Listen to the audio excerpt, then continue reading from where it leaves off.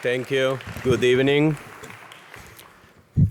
Thank you so much for being here tonight. It is a real honor to welcome you to this very important program. For those I have not had the chance to meet yet, my name is Gustavo Rimberg, and I'm the new CEO of the Jewish Federation of Greater Rochester. Thank you. I come to Rochester after 29 years of working in Jewish communal life in Canada, and before that, I grew up in Buenos Aires, Argentina. My path into Jewish professional work is deeply personal. My Jewish identity was shaped by family, tradition, community, and also by moments that remain very vivid in my mind. My first experience with antisemitism happened when I was in grade 2 in a public school in Buenos Aires. I was the only Jewish boy in the class of 35 children. One day, the teacher showed the class the picture of Jesus on the cross, bleeding, and said, "The Jews killed him." I was terrified. I did not know what to do or what to say. That moment has stayed with me ever since. My parents, of course, went to speak with the principal. Her recommendation was that it would be best for me to go to a different school. That experience led my parents to enroll me in a Jewish day school. And I will always be thankful for that decision. It gave me a place where I could learn, grow, and be proud of who I was. Yeah, thank you. Years later, another moment marked my life deeply: the bombing of the AMIA Jewish Community Center in Buenos Aires in 1994. That attack changed many lives, including mine. It reminded me in the most painful way that Jewish community is never something we can take for granted. It must be protected, supported, and nurtured. Those experiences helped me guide toward this work.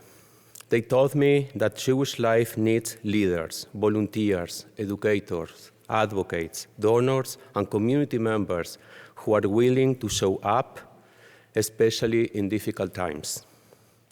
And today, unfortunately, we know that this work is still urgent.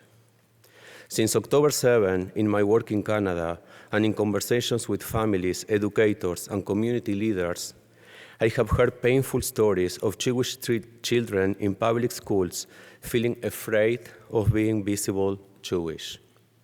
Some children have even worn crosses to avoid anti-Semitic comments, aggression, or bullying. That reality should trouble all of us deeply. No Jewish child should feel the need to hide who they are. No Jewish family should feel alone. And no community should accept Jew hatred as normal. This is why we are here tonight. We are here to learn together. We are here to listen together. But we are not here to be passive. We are here to be inspired, to be empowered, and to live with a stronger commitment to act with courage, with dignity, and with pride. We are here to continue the important conversations about anti-Semitism, or, as our guest speaker, Dr. Fish, reminds us, what we should name clearly as Jew hatred. These conversations are not always easy, but they are necessary. And they are more meaningful when we can have them together as one community. We can gather tonight because of the generosity and vision of families like Mort and Skirboll, whose commitment allows us to keep learning, keep listening, and keep building a stronger Jewish future. I would like to thank you all, our Legacy and Lion of Judah Endowments donors, who are present today, for investing in making Jewish Rochester strong today and for generations to come. It is now my honor to welcome to the podium Mort Skirboll, and Lisa Axelrod, the generous benefactors of this evening's program. Thank you very much.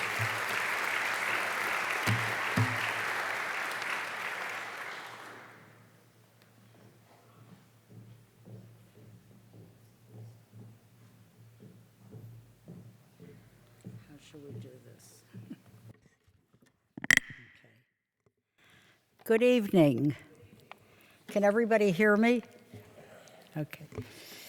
It's wonderful to see so many friends who have been with us here for this meaningful occasion through the last 5 years. This has been so important to our family and the community, and I welcome new friends who are here for the first time. My late husband, Mort, was proud of his Jewish heritage. He felt blessed by his life and had a strong commitment to tzedakah and Jewish values. He believed he needed to be a role model for his children and grandchildren by showing them how he lived his life. He wanted to ensure that would always be a strong and vital Jewish community. These are some of the factors that influenced and motivated him to leave a generous legacy gift to our Rochester Jewish Federation. Although Mort grew up in a non-Jewish neighborhood, he experienced limited anti-Semitism, and I know that he could have never believed the current level of Jewish hatred that is now demonstrated on a daily basis. That's why I know he would be so proud that his gift is making possible the lecture series that's so timely and important. My father believed deeply that education was the most powerful weapon against ignorance and hate, and that passing on our Jewish heritage, its history, its values, and its pride was one of the most important things any of us can do. An evening like this, full of learning, honest conversation, and difficult questions, is exactly what he would have loved. Many of you submitted questions during registration. Thank you for that.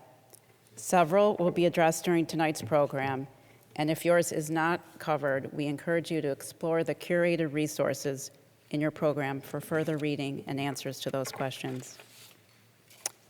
Guiding our conversation this evening is Dr. Lori Sousa-Meixell, Professor of Social Work and Director of the Bachelor of Social Work program at Roberts Wesleyan University.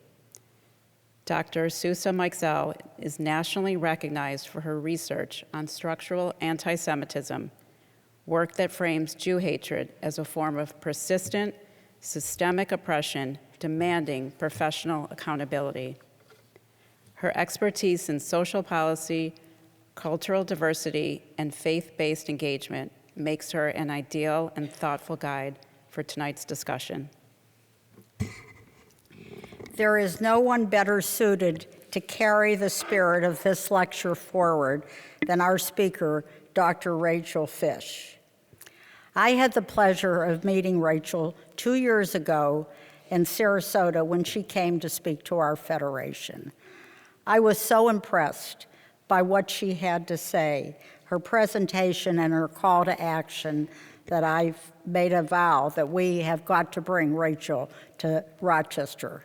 It only took 2 years. Dr. Fish is a celebrated academia with over 20 years of experience in Israel history, Zionism thought, and Middle Eastern studies. She co-founded Boundless, a think tank working with community leaders across North America to revitalize Israel's education and combat Jews' hate. She serves as a special advisor for the Brandeis University's President's Initiative on Anti-Semitism. Frequently called upon to advise communities on addressing anti-Semitism, she will help us explore how Jewish hatred manifests itself today in our schools, in our campuses, and in public discourse. I know that this is exactly the conversation that Mort would have loved and wanted us to have. Please join me in welcoming Dr. Rachel Fish, who will later be joined in a conversation moderated by Dr. Sousa-Meixell. Okay, we did it.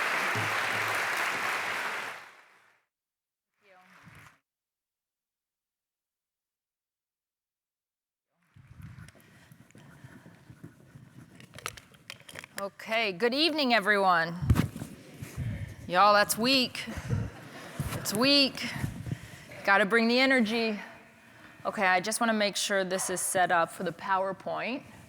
What do I need to do? It's asking for a password, which I can tell you I do not have.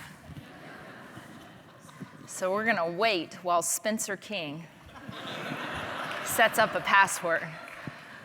I'll just get started as we wait, no problem.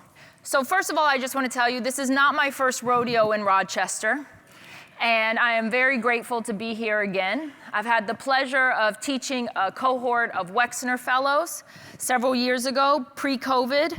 I think it was pre-COVID. And then also getting to spend some time working with some senior administrators at University of Rochester, and having them actually participate, a team of them, in the President's Initiative on Antisemitism, where they came for our Summer Institute, and then had the opportunity in the fall to come back to University of Rochester. Thank you, Spencer. In order to help support some of the faculty, the staff, the students navigating a very challenging environment on campus. Now I have the opportunity of spending time with the Jewish community and also non-Jews within the community who care about these issues. So thank you to Rochester, to the Federation, to Bunny, to Lisa for bringing me here and for the opportunity to be in conversation tonight with Lori. I only have 20 minutes to do a presentation on the topic of anti-Semitism in education. I'm just saying it's not enough time. So I'm not going to go through all of my slides, but I am going to highlight a few of them, because I think it's important to level set and explain how we got to where we are. So we're going to begin with understanding some key intellectual factors that are important in the world of ideas. Now, I want to say very clearly, I live in the world of ideas. I am deeply committed to the pursuit of truth. Brandeis's motto is emet, truth unto its innermost parts. And as part of that, I want to state very clearly that all of these intellectual factors have value. So I'm not saying you shouldn't engage with these ideas. But what I am saying is that some of these ideas, when taken as a whole, provide a prism through which then all other ideas are refracted. And that then poses a challenge. So let me walk you through them. Now, this language that you're going to hear, this is language you very much hear in the humanities. You hear it in schools of social work. You hear it now in public health programs. You hear it in social science. My point being, it's not just within a particular history class or literature course anymore. It permeates academia. So let's walk through some of these ideas. The idea of neo-Marxism, which emerges really in the 1960s, mostly again in the humanities, is not actually about economics. It's about the idea of power. Those who hold power ought to be weakened. Those who are weak ought to be strengthened. You then get an idea, again in the 1960s, called post-colonialism. Now, it's not to say that bad things didn't happen during an era of colonialism. But what post-colonialism often does is it suggests that all actions of the West ought to be condemned. Next, in the 1970s, late 1970s, 1978, an individual who's an academic, comparative literature professor at Columbia University, Edward Said, writes the seminal work Orientalism. How many of you have read Orientalism? Very few. If you were an undergraduate student at Columbia, you would have been asked to read Orientalism at least 5 times in the core curriculum. You think I'm joking. In the core curriculum alone, you have to read it. But here's the issue. Orientalism is never paired with any intellectual critique of Orientalism. If I wanted to teach Orientalism, which I do, I pair it with Bernard Lewis. That's why they sit next to each other on my shelf at home, so they can duke it out. But most students only read Orientalism. On one foot, Orientalism is this idea that you Westerners cannot critique what happens in the East, and you cannot impose your Western values on the East. Let me give you an example that has nothing to do with our subject. How many of you have heard of Ayaan Hirsi Ali? More hands, not enough hands. So write her name down. Ayaan Hirsi Ali is someone that you should read. Somalian-born woman, forced to have female genital mutilation. She flees Somalia, flees a forced marriage, moves to the Netherlands, winds up actually becoming a filmmaker with Theo van Gogh. Theo van Gogh and Ayaan create a film called Submission. It's about the challenges that exist within Islamism, radical Islamism, towards women, and how it's misogynistic and dangerous and counter to Western values. Theo van Gogh is found murdered in the streets after this film is published, with a note pinned to his shirt that said, "Coming for you next, Ayaan." Ayaan has since written many important books. She is important to read as a thought leader. But Ayaan was raising the question in one of her books in which she said, where are all the Western feminists condemning female genital mutilation? Why are they silent? That's Orientalism. Orientalism says you can't critique what happens in Somalia. In the 1980s, there was an intellectual movement that comes out of literature called postmodernism. Now, postmodernism, like these other ideas, can be valuable when thinking about how to read a text. But here's the challenge. Postmodernism says facts don't matter, narratives matter more. Well, as a historian, that is very hard for me to accept. Facts deeply matter. Take an example again. If car A hits car B, car A hits car B. Now, there can be a lot of narratives of why car A hits car B. Car A hits car B because the driver in car A didn't see that car B had to stop short because a child was chasing a ball and ran into the street. It could also be that car A hit car B because the driver of car A was reaching back to hand the child a pacifier and accidentally hit car B. So many narratives, but still there are facts that ought to anchor the understanding. In the 1990s, post-nationalism picks up with where post-colonialism left off, and now the world's problems are blamed on states and the construction of nation states and sovereignties. You then get universalism prioritized at the expense very often of particularism. To some degree, you have the celebration of the therapeutic where feelings trump facts.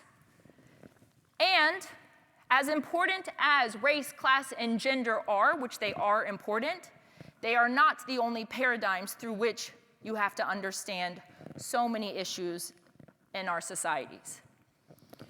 Now, again, these ideas can be valuable on their own. The issue is how they play out in the real world. We have a lot of students in particular who start to absorb this language. Very often they write in a way that is a lot of word salad, utilizing these ideas without actually saying very much. But let me show you what this looks like in the real world. The image on the left of your screen came from a social media account called the Slow Factory. This was in May of 2021. If you recall, May 2021, there was a 12-day conflict between Israel and Hamas. Hamas fired rockets into Israel. Israel responded. So here, the Slow Factory writes the following. What is happening in Palestine is not complicated. It's settler colonialism and ethnic cleansing. And then you see, literally, an incendiary photo. Now, fast forward to the summer of America withdrawing from Afghanistan. The Slow Factory account puts out the following. It is not possible to condense decades of conflict into a single Instagram post. What's happening in Afghanistan is complex, nuanced, and devastating. We encourage our community to take time to explore this list of resources. Orientalism, 101. Nobody here talking about the Taliban. Nobody talking about what's actually taking place in Afghanistan. Just that we can't critique it because it's the East. It's the Orient, not the Occident, the West. Whereas Israel will be perceived as a Western imperialist colonialist entity. This is what happens when ideas leave the academy and actually go into society and influence politics, media, traditional and non-traditional, and social justice movements. I would argue that a very fertile ground has been cultivated for decades within institutions of higher education, and that fertile ground has allowed, in some cases, a very hostile environment, sometimes towards individual Jews, but for sure towards collective identity that is political for the Jewish community. How many of you have heard of Jonathan Haidt? Good. So Jonathan Haidt, you might know, social psychologist, NYU. He wrote a very important book called The Coddling of the American Mind, worth reading. Jonathan Haidt has been one of the individuals leading the movement for no cell phones in schools. That's how you may be familiar with him.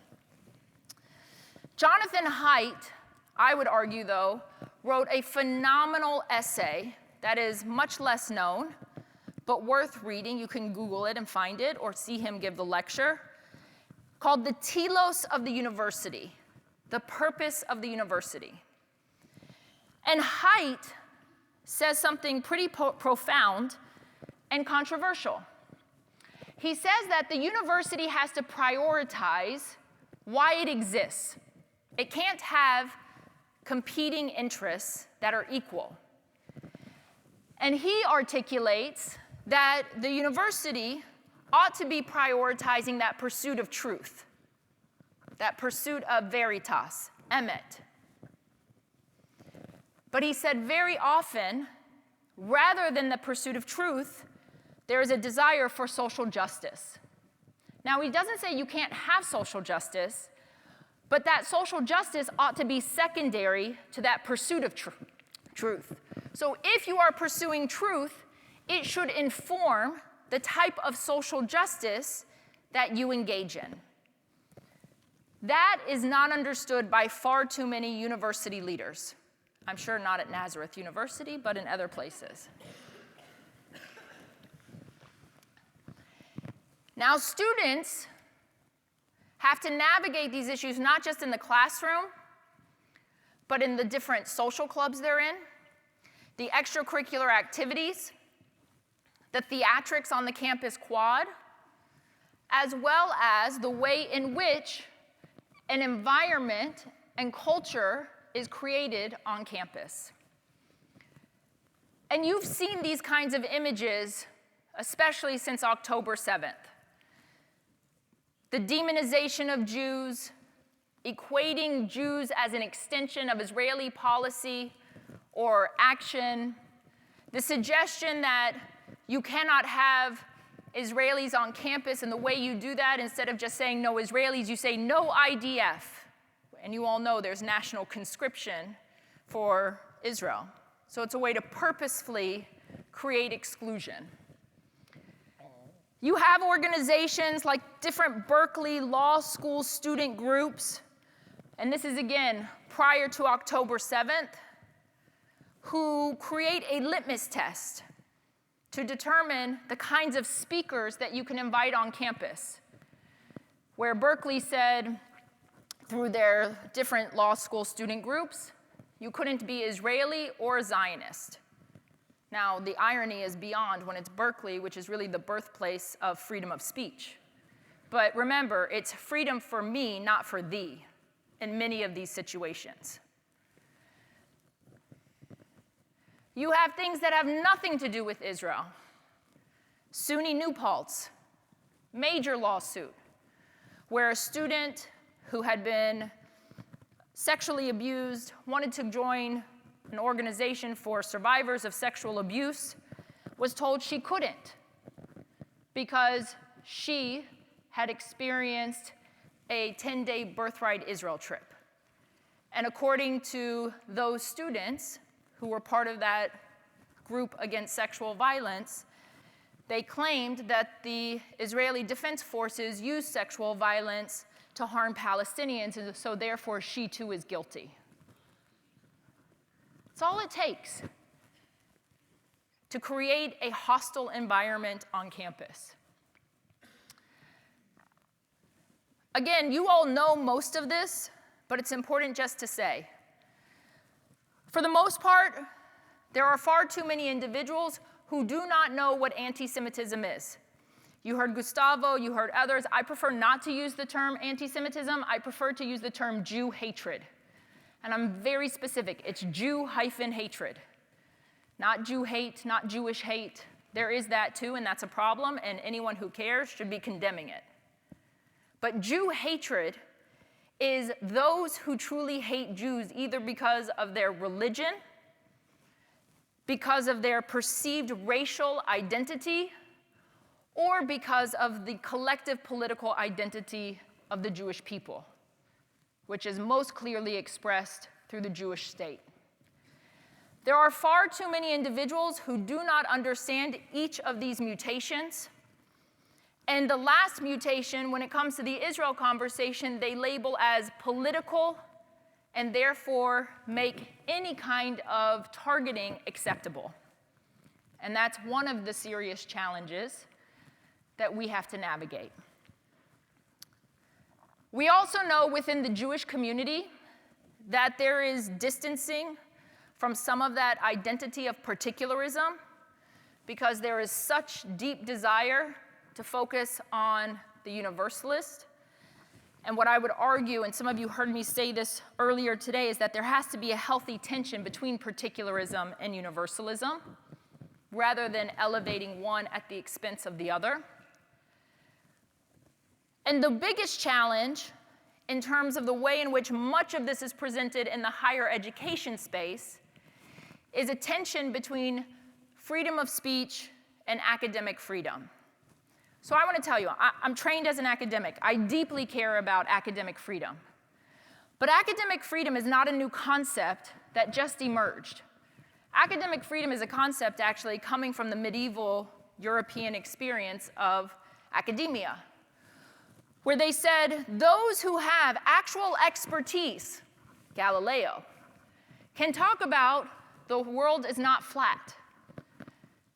But you actually have to have some expertise to be able to make that claim. And Galileo should not be talking about Israel. That'd be weird.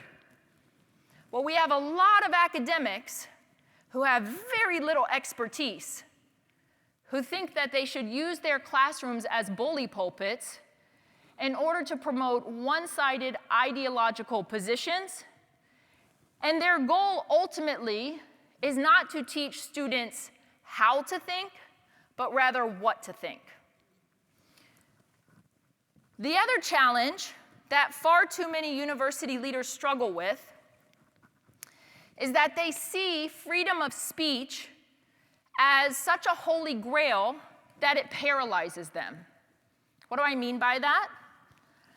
Freedom of speech is absolutely a core principle for us as Americans. We cherish it. We cherish it so much, unlike Europe, we actually protect hate speech. That's how much we care about freedom of speech. There is real value to that. But freedom of speech does not mean that university leaders have to stay silent when Jew hatred emerges on their campus.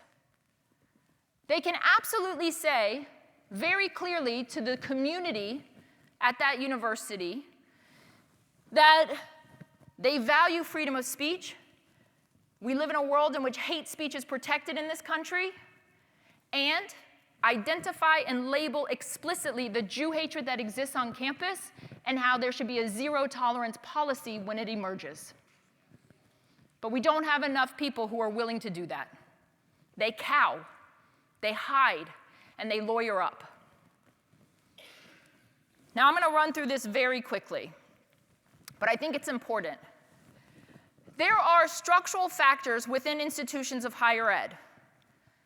Those structural factors, as it pertains to Jew hatred, each play a role, whether it's faculty, funding sources, administration, student activists, or outside agitators. Now, faculty. I'm not saying that all faculty are like this.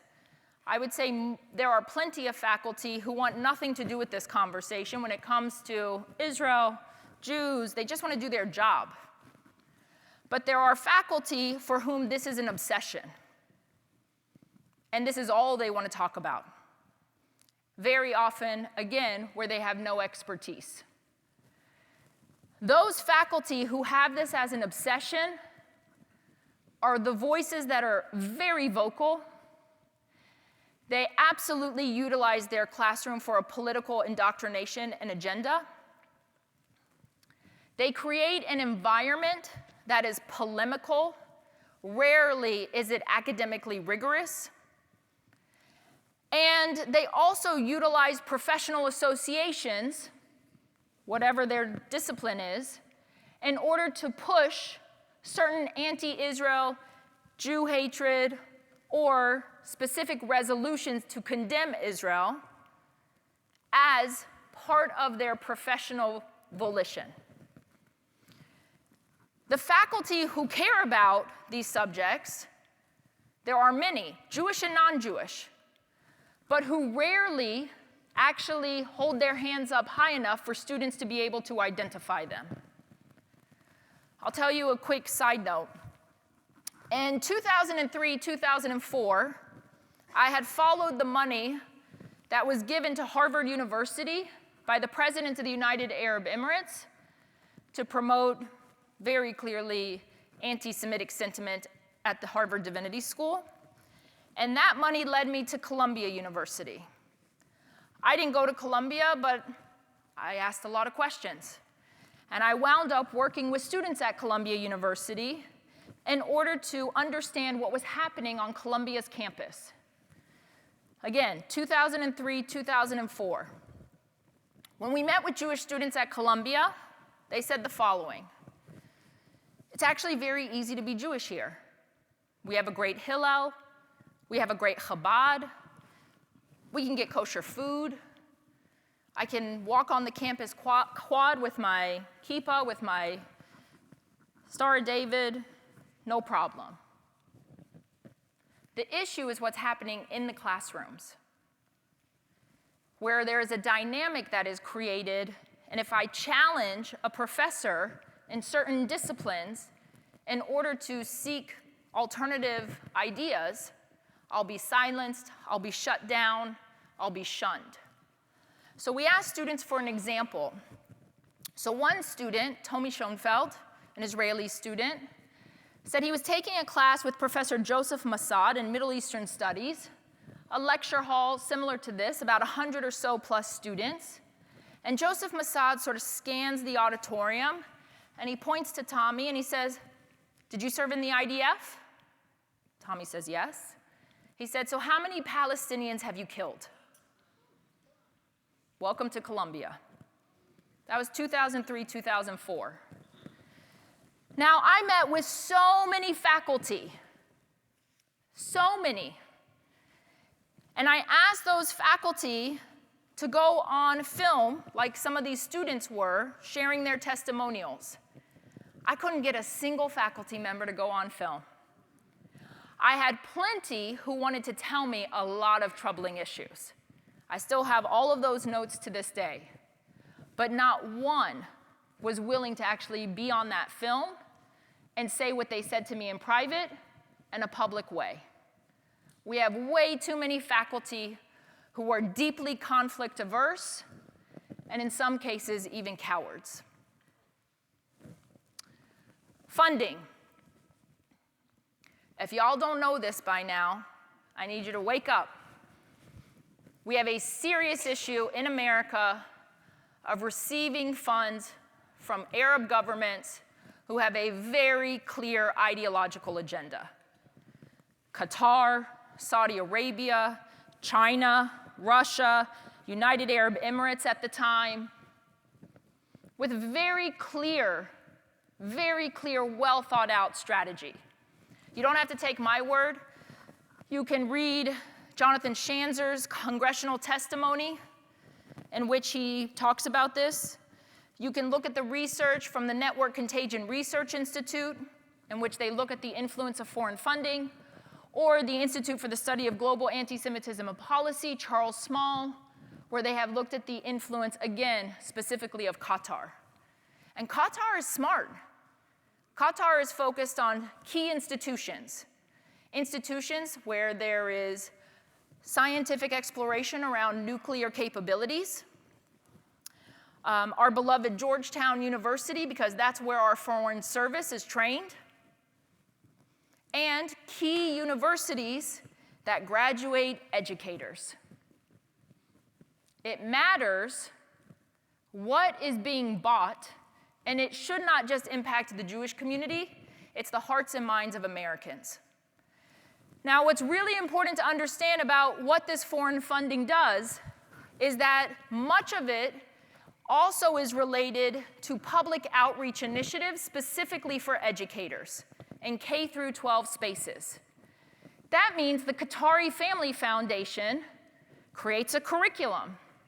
That curriculum gets distributed by a state in order then to have influence over how those teachers teach about that region. It means certain books, films, maps are put in those classrooms or those public libraries. University administrators, I work with a lot of them. First, I will just say there are some very serious, well-meaning administrators who want higher ed to be a space for all students, that environment should be hostile-free for all students, and they want it to be a space that is truly educational. But I will also tell you there are far too many higher ed administrators who are complicit and weak when it comes to addressing Jew hatred. They cow.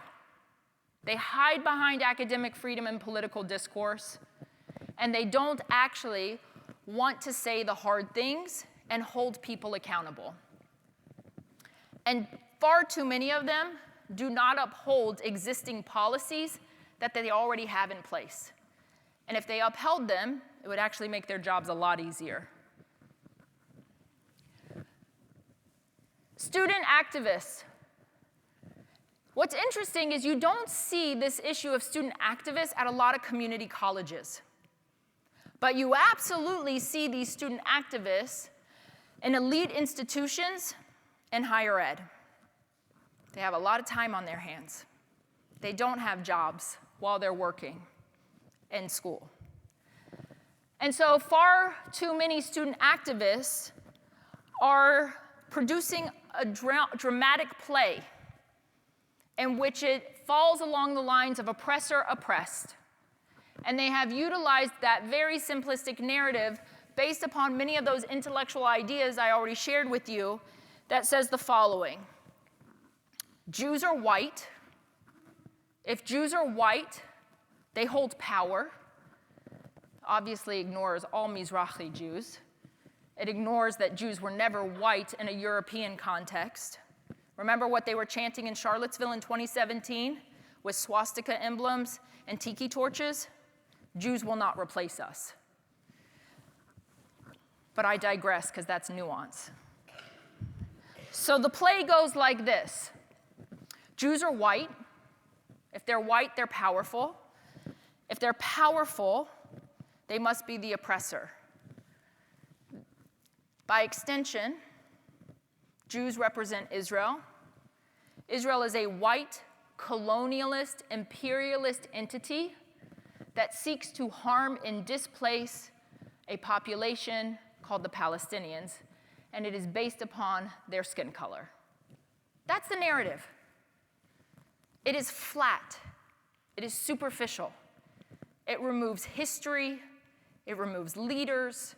It removes nuance in order to collapse everything to fit in that very simplistic binary of oppressor and oppressed. I just want to show you a little bit of data, and then I'm handing it over. But it's important to see. This research is from the Cohen Center for Modern Jewish Studies at Brandeis University. All of this is available on their website. Jewish students will tell you that they feel and are experiencing real hostility. Now, I'm not interested in the oppression Olympics or a victimhood mentality. However, it's important to understand that that's what they're encountering. Now, it is also important to understand that there are other groups on campus, Blacks and African Americans, Muslim students, who also will tell you they are incurring and facing hostility. Similar to, this is also from the Cohen Center, nearly half of Jewish students experience prejudice in a single semester. For those of you who remember college, I bet that is not what you remember for the most part. This actually was done by Eitan Hirsch from Tufts University. He followed Jewish students before October 7th and then after October 7th, in which he was looking at the social consequences and the environment students were encountering on campus. And what we see is that, and it's not a surprise, Jewish students hide their identity to avoid those social consequences. And that can be everything from not telling your friends that you're going on a Birthright Israel trip. That can be telling them that you're not going to Hillel or Chabad because of the way in which you will feel that hostility. And Jewish students are telling us that they feel the concerns from multiple directions. They feel it in terms of the conversations where anti-Semitism veers into the discourse on Israel, where it's related to traditional anti-Jewish stereotypes or tropes. They feel it from the political left, and they feel it from the political right. So a question I always get is, which is worse? Y'all, it's bad. I don't need to choose. And what I said this morning, I will stand by. You have to be swivel-headed to identify Jew hatred. It is coming from all directions. If you are not swivel-headed, that's when you then politicize it. So get comfortable identifying it, whether it's coming from the left, the right, or radical Islamism. Now, I want to show you these last two pieces because this is a point of contention I always encounter. 94% of Jewish students view denying Israel's right to exist as anti-Semitic. 94%, that's a majority, folks, no matter how you slice it. How many times do I hear from senior DEI professionals, from deans of student life, that tell me, well, we're not sure when we hear Israel has no right to exist if it's anti-Semitic. The Jewish students are telling you it's anti-Semitic. Doesn't matter. The administrators say, nope, it's political discourse. So what that tells me is Jews aren't allowed to even define where Jew hatred is. Here's another example. 83%, when they hear the slogan, from the river to the sea, Palestine will be free, say it is anti-Semitic.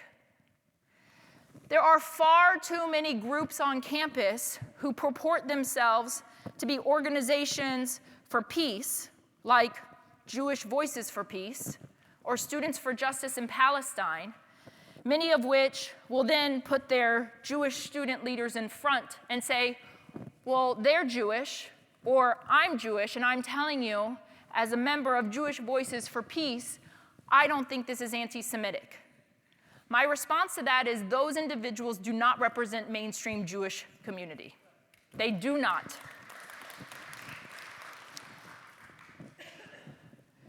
Now here's sort of the good news. Most students are not hostile towards Jews or Israel. You see that very clearly. 63% are not. You want to know what they want to do? They want to go to frat parties. You think I'm joking. They want to go to football games. They want to go to their classes. They want to play intramural sports. They want to meet friends. The problem is that those who do hold these positions are extremely vocal. And they will utilize the campus and all of its sort of avenues for their obsession and derangement in order to produce this hostile environment on campus. Last thing I want to say about this, then I'm going to stop. All of this has to be understood in the world of ideas that doesn't just begin when students walk on the campus quad. This begins and infiltrates the K through 12 system very quickly. It already has. In terms of what is taught, the ideas that teachers put forward, the maps they utilize for their lessons, the ways in which they tell students what books they can and can't read on these subjects, and again, the inability of educators to allow students to engage with critical thinking and questions and force a very clear ideological agenda. And if it's not happening at a structural level within K through 12, what is happening is that students are encountering this content on social media. They bring that into the classrooms. They bring it into the hallways. They bring it onto the soccer fields. And they basically parrot what they are seeing and hearing and don't even understand what Jew hatred is. Which then begs the question of the interventions that need to be made at the level of family, the level of communities, elected school board officials, and the role of educators writ large. So I'm going to pause there and have Lori join, and we're going to have a conversation.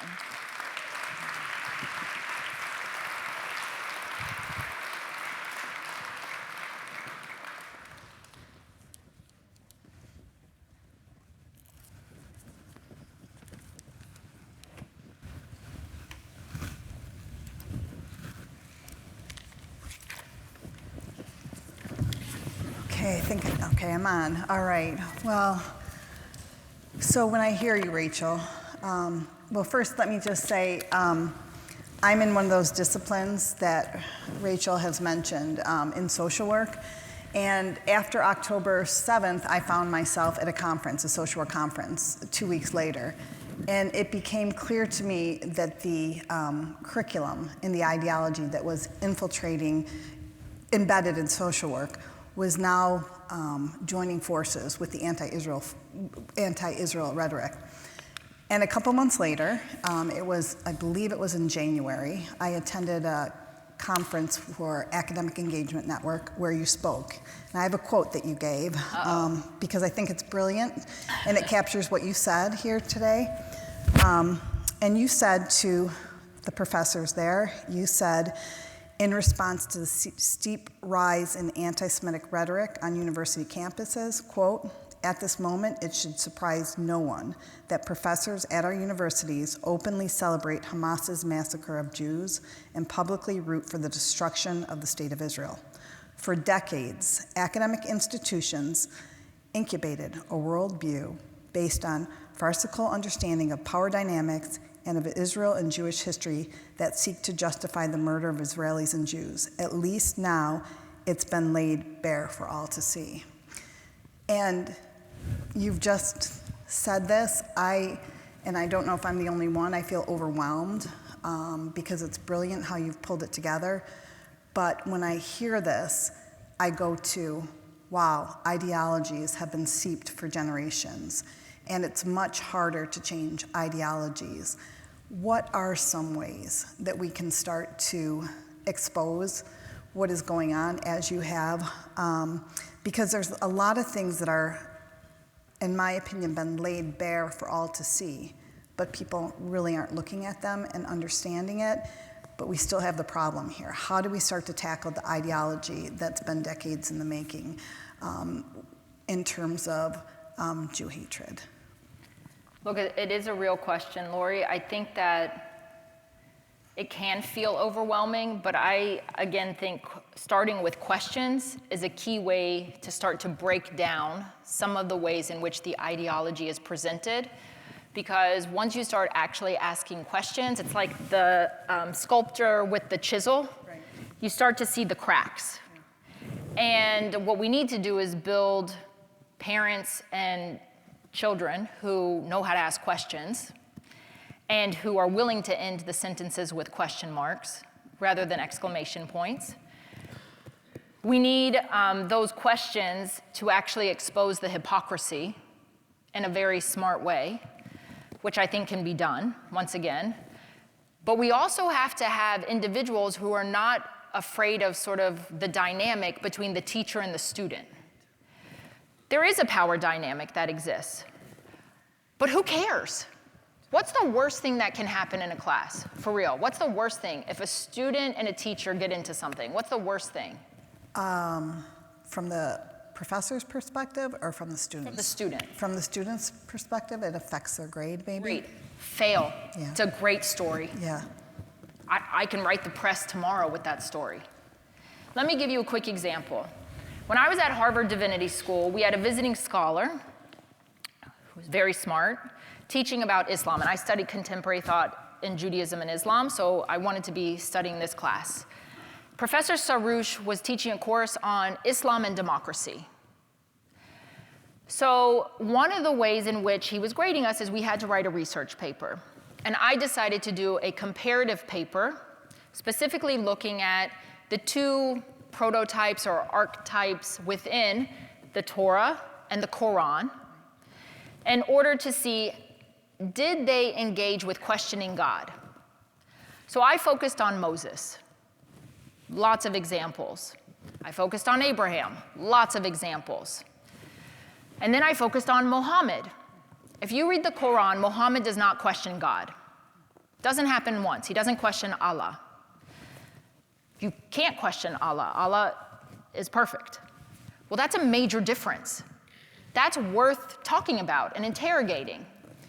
So I brought the outline to the professor, visiting scholar at Harvard, who said, you can't write this paper. So again, I asked a question.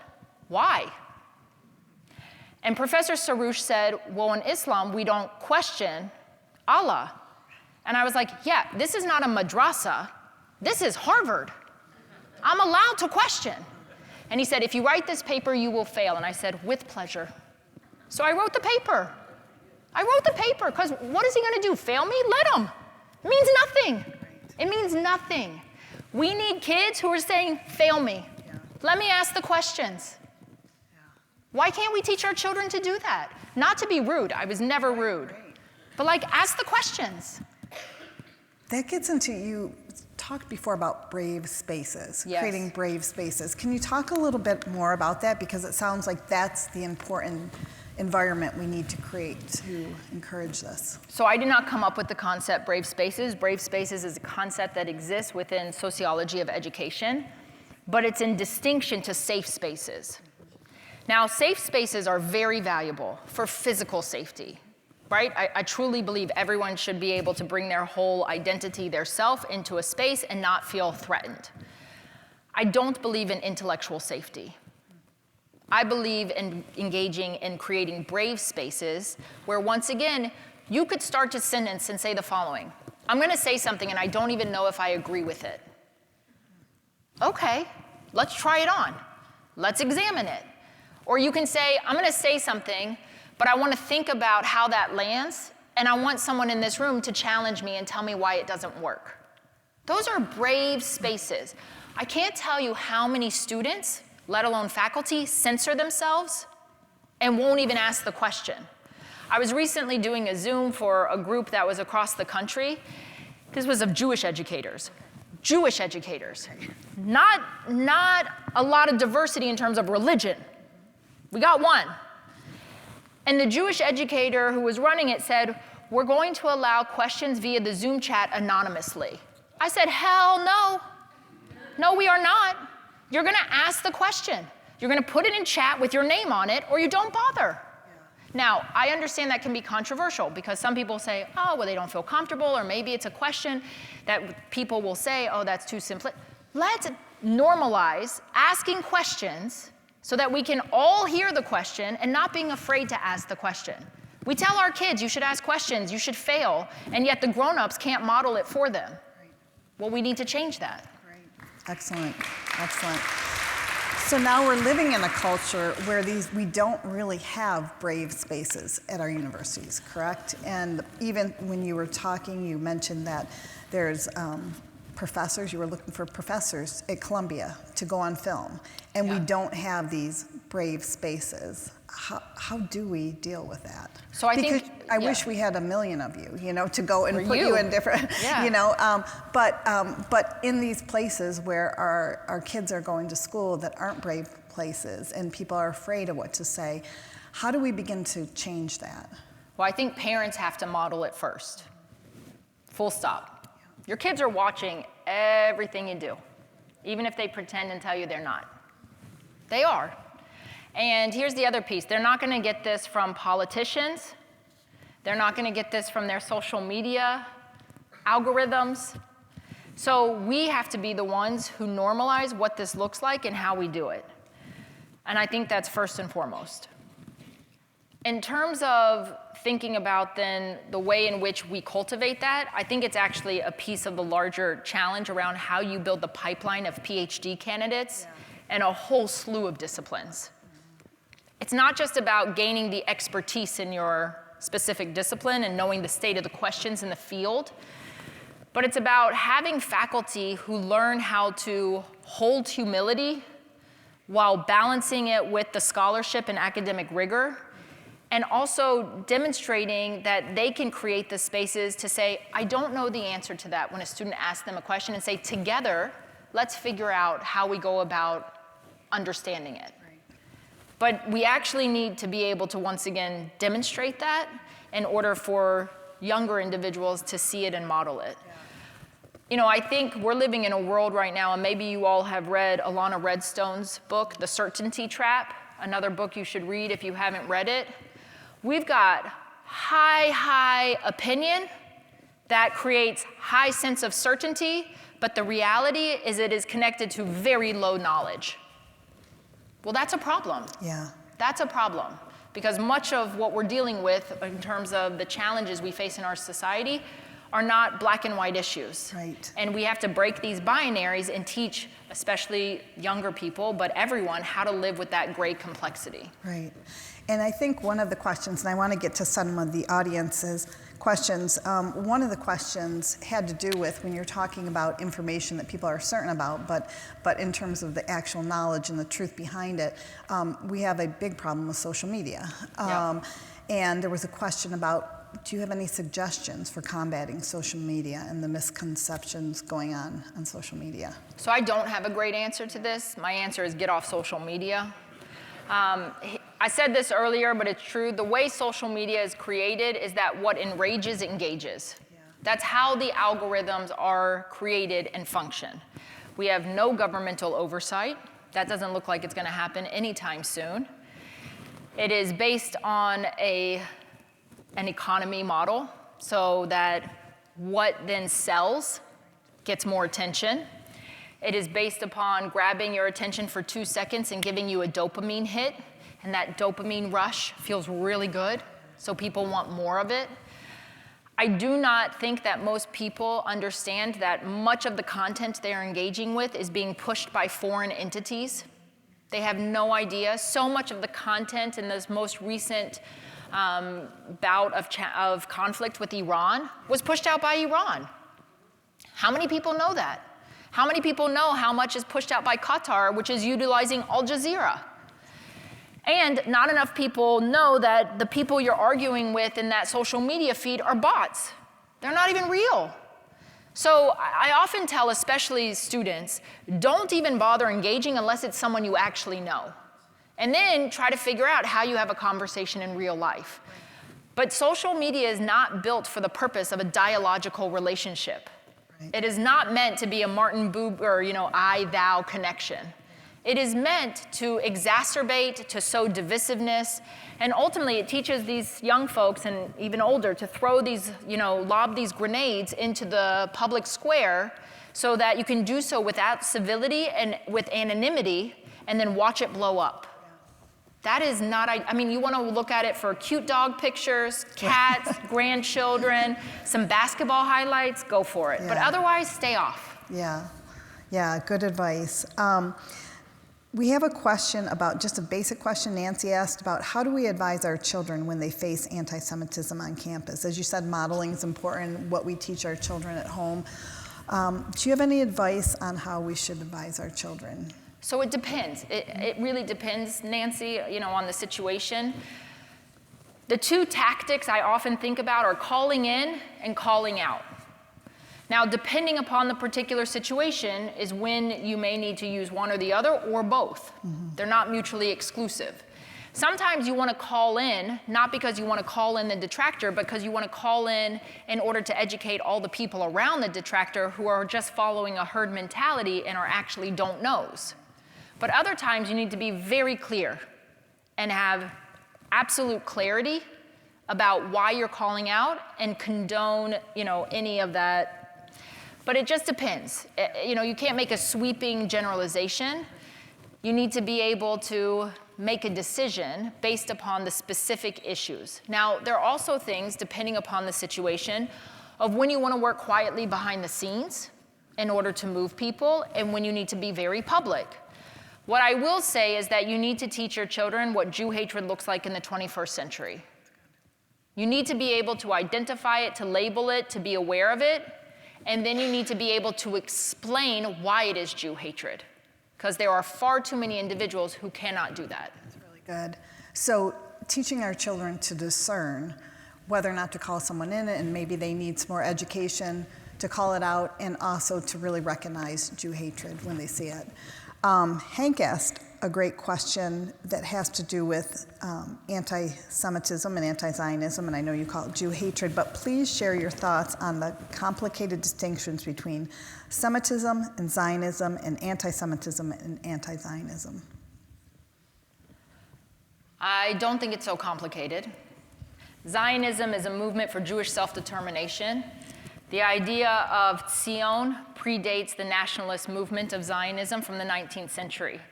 If you're Jewish, which way do you face when you pray?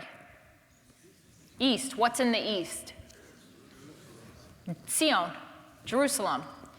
If you are getting married and it's a joyous occasion, at the end of the wedding ceremony, what do you do? Why do you break a glass? To remember the destruction of the temple. Where was the temple? Ah, you can see what we're doing here, right? If I'm saying the blessing after meals, Birkat Hamazon, what am I talking about? The land, Sion, the territory, the sacred space. When you think about reading Psalm, I think it's 136, by the waters of Babylon, I'm weeping. If I forget thee, O Jerusalem, may my tongue cleave to my palate, may my right hand wither. We're talking about Sion. This place is much, much bigger in our Jewish historical memory and our meta-narrative than anything else. What is the biggest actor? Who is the biggest actor in the Torah? Eretz Yisrael, bigger than God. Land of Israel is named more times than the name of God. This place matters in Jewish historical memory. So why I say that is because, first of all, far too many people think, oh, Zionism only mattered in the 19th century. This thing, Zion, has always mattered in the Jewish collective memory. At the end of our Seder, we say, B'shana haba'a bi Yerushalayim, right? I don't say B'Plansk, right? I'm talking about a very serious place that I have a connection to and should be reunited with. Now, of course, it takes on a different connotation after the decline of empires in the 19th century and the rise of nationalism in the 20th century. But Jews in Europe are looking around and what's happening in Europe and saying, we too are a people. We too have agency. And we are facing two serious pressures, anti-Semitism and assimilation. One of the responses to that by a minority of Jews is Zionism. It's not the only response, but it is a position. What becomes abundantly clear as the 20th century progresses, it is a position that absolutely recognizes that Jews need to have the ability to control their own destiny. Yeah. They can no longer live completely at the peril of the society and the host of that society. Right. That's the reality that Jews learn in the 20th century.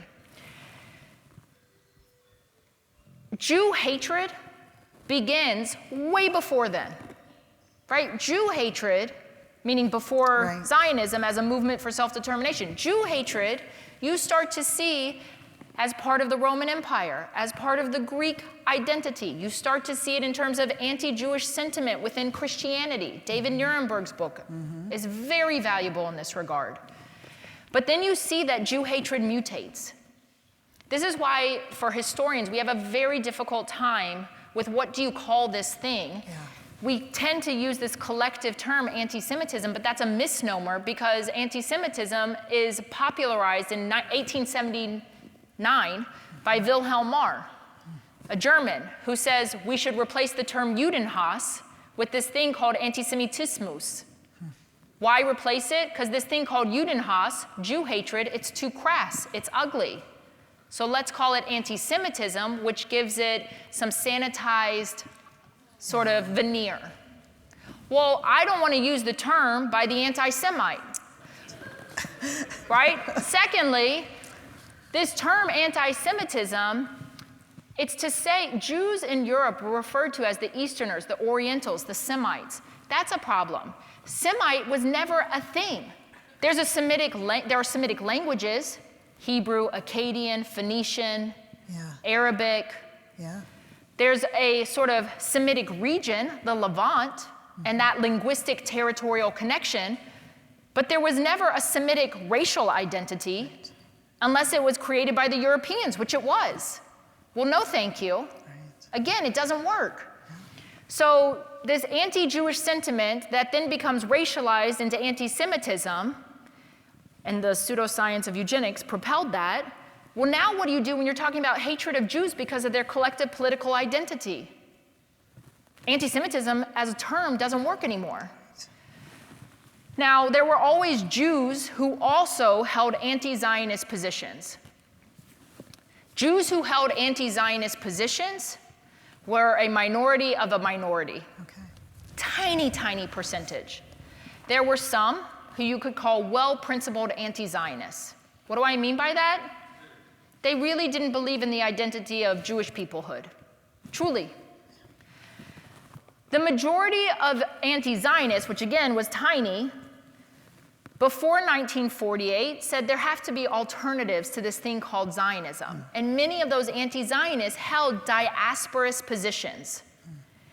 What they were arguing for wasn't that there shouldn't even be Jewish peoplehood. What they were arguing for is they said, we're not sure this thing, a Jewish state, is the right idea for the Jewish people. And they wanted to think about what does it mean to be autonomous or Bundes, but live in diaspora and have some ability to control one's destiny. Well, guess what? Majority of those people died in the Holocaust. That's the reality. That's the history. Now, post-1948, if you hold a hardcore anti-Zionist position, I'm not saying you can't within the Jewish community, you can, but it raises some serious questions about why you are so focused on hating the conception of Jewish peoplehood. Raises very serious questions. There's also, I think, a real seduction of powerlessness, which is dangerous because it romanticizes what it means for Jews not to hold power, not to control their destiny. And I don't think Jews who know anything about history can romanticize powerlessness in the 21st century. Now, there are far too many individuals, and I hear this from young people, who will say things, well, I'm against all nationalism. Okay, bavakasha. Like, the global world order exists with sovereignties and nation states. That's the reality. So it's not a really solid position, especially when you start to pick, and they're like, well, I'm not against every nation state, just the Jewish nation state. Well, then I understand what's happening. Natan Sharansky gave the very clear and easy definition. He said, when you start to see demonization, delegitimization, and you hold Israel to a double standard, you are no longer within the healthy realm of critique of Israel or Zionism. You have crossed over into Jew hatred. So that's how I think about it. That's wonderful. I mean, I think that is, you know, the amount of times I've heard people not want to talk about Zionism or anti-Zionism and want to separate that out is way too pronounced. And just from the questions we've gotten, I think what you've provided is a clear understanding. And I'm glad my husband's recording it because I'll have to go back and listen to it.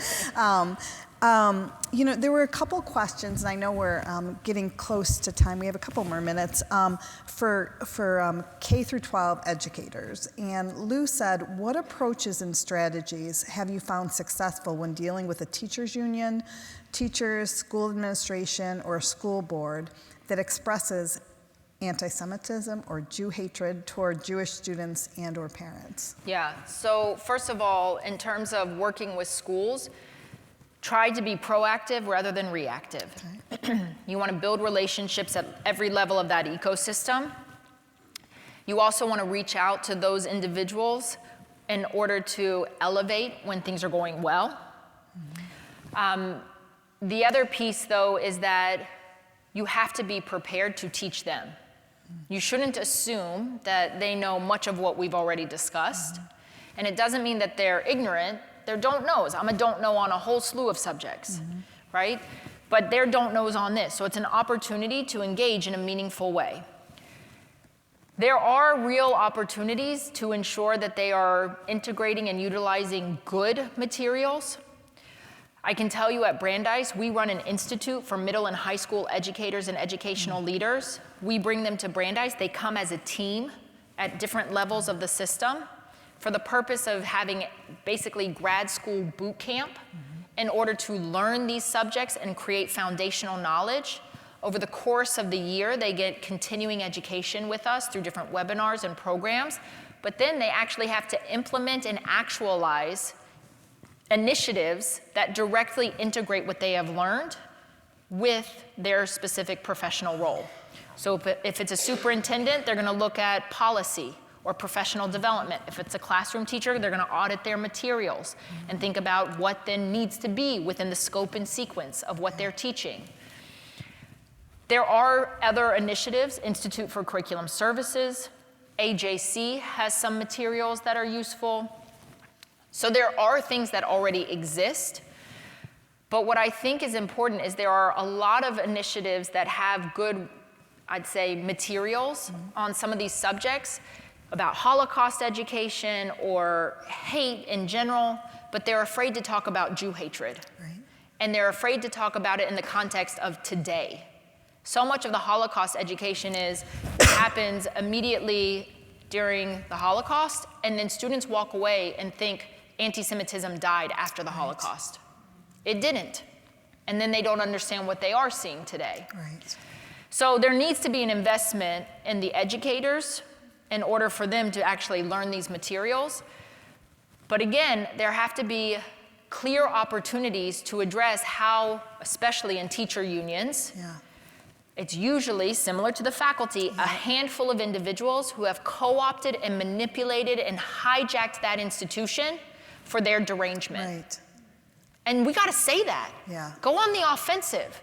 We don't need to be playing on their terms. It is no longer us responding to them. Yeah. It's us saying we are holding you accountable with our tax dollars. Right. There's a very big difference. Yeah. They're not worried about test scores, literacy rates. They're not interested if our students are becoming critical thinkers, and yet they're obsessed with Israel. Call it out. Right. Call it out very clearly. And we see that also with the AAUP at the Yep. higher ed. I think a lot of what you're saying, for those of us in the room, we really need to ground ourselves in truth and education to be able to be bold and even to take initiative and even be part of these school boards so that we can speak into these issues. Because like you said, a lot of people may not know. There may be a handful of quiet people, but if you can be there and have the conversation and be educated about what's going on, I think that goes a long way. Yeah, and look, the reality is very often you can't get into a dissertation on a lot of these subjects, and you have just a little bit of time to grab someone's attention. But here's the thing, this is why relationships matter. Right. If you have a serious relationship with those kinds of stakeholders, and you're engaging with them on a regular basis, it's a lot of effort, it's a lot of hard work, but if you don't do it, who will do it? Right. And you actually have to be quite vigilant. You do, I think, have to create some opportunities to build some coalitions with non-Jews, because this cannot just be a Jewish issue. It should be an American issue, because it's about pluralism and liberal democratic values. This is much bigger than just Jews, and yet Jews have to be at the forefront. Right. Right. This is great. Let me check the time, Monica. About 5 minutes? All right. I didn't want to miss the opportunity to talk a little bit more. I liked what you shared about academic freedom and the history of academic freedom that isn't, I think, talked about much in higher ed. So with regards to academic freedom, because a lot of people are trying to navigate free speech, academic freedom, and that's what you hear on college campuses, and you've called it out as, this is really not about free speech. How do you really get into differentiating or tackling what is hate speech specifically when it's Jew hatred? Yeah, we see this a lot. I'll give you a couple of examples. First of all, I'll just say I believe strongly if you want academic freedom, which as an academic, a professor, you should have, but then the flip side of the same coin is academic integrity.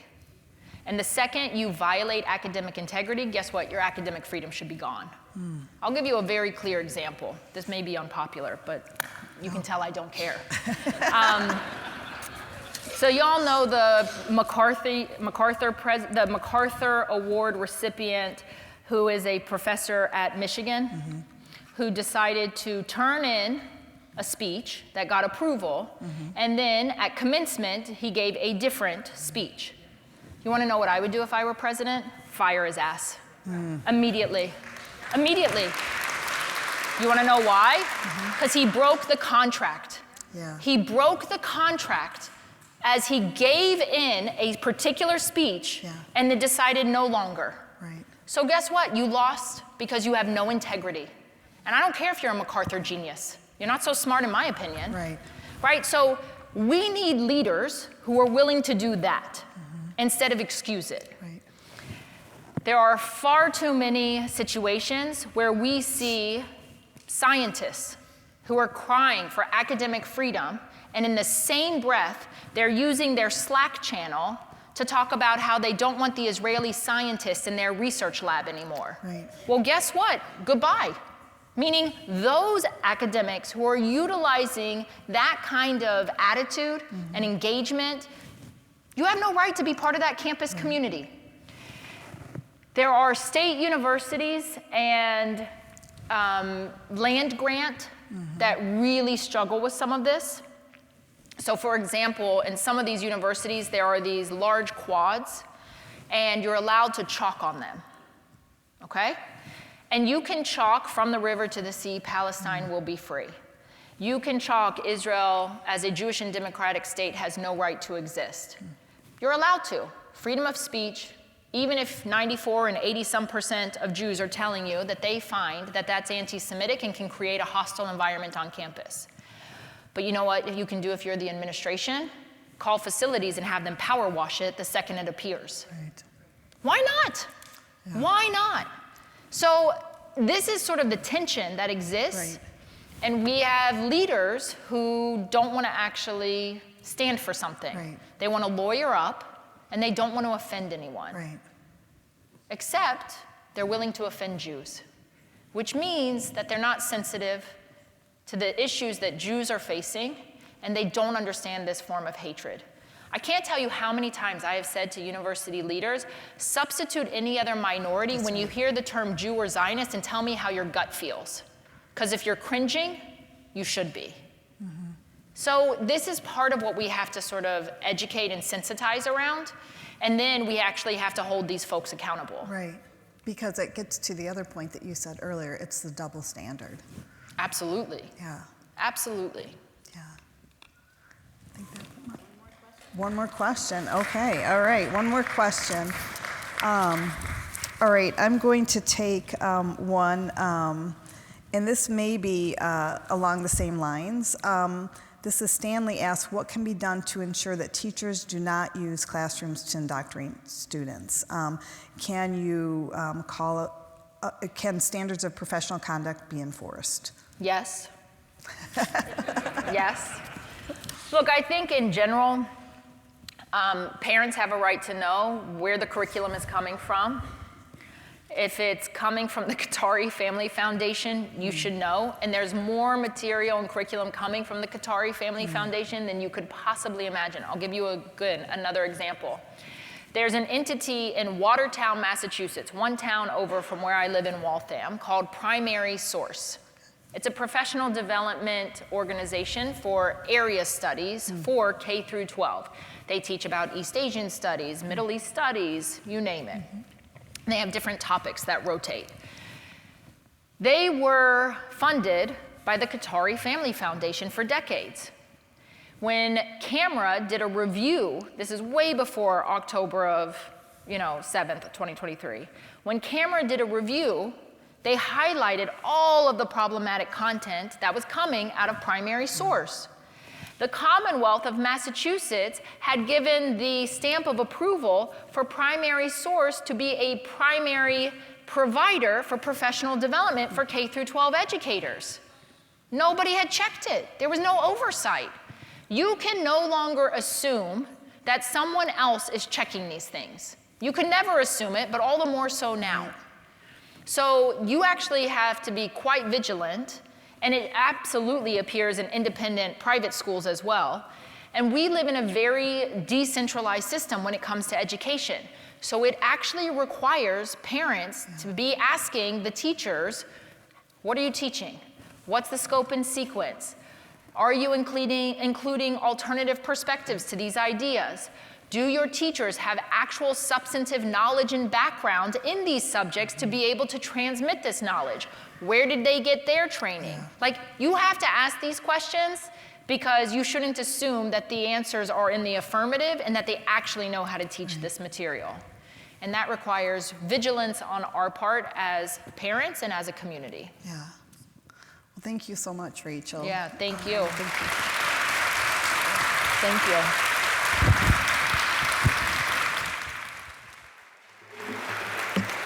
Amazing. So those of us who were in that Wexner cohort in 2019 have known Rachel Fish. Actually, Rachel Fish is like a mantra for us. We say your name and it's grounding. Like, what would Rachel... Gustavo, we need the shirts. What would Rachel Fish do? But on the back, we should put fire his ass. I think that'll just get us all.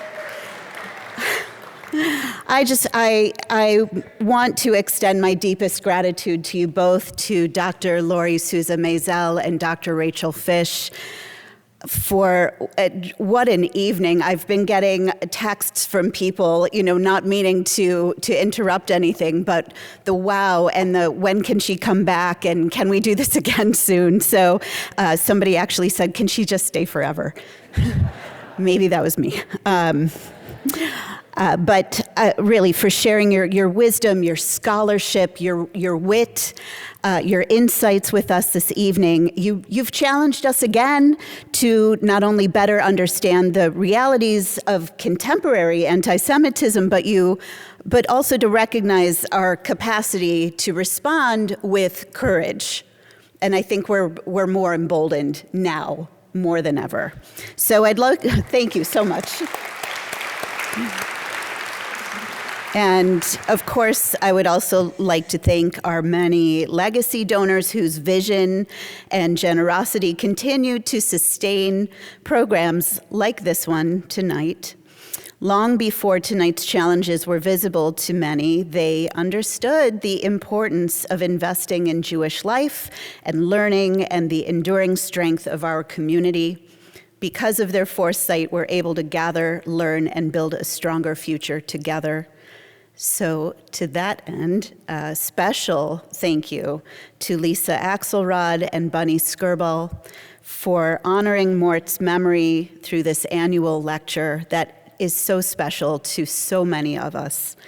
Mort believed deeply in the power of education, as Lisa said before, and civic engagement, community responsibility, and this evening is a fitting tribute to those values. As you leave the auditorium tonight, well, yes, absolutely, thank you.